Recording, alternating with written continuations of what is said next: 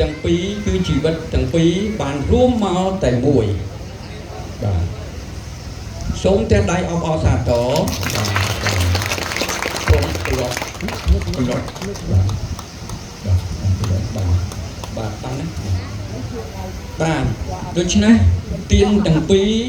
មានន័យថាជីវិតអ្នកទាំងពីរបានផ្គុំគ្នានៅទានកណ្ដាលគឺជា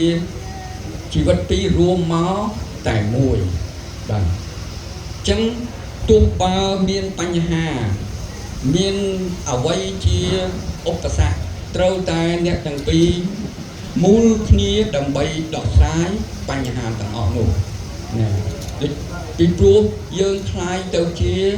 គ្រួសារមួយហើយណា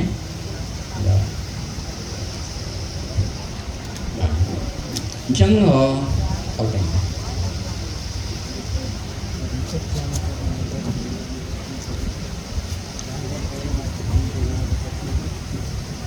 បាទបន្ទាប់ពីបំពាក់ចិញ្ចៀនហើយអុជទៀនរួចមកហើយ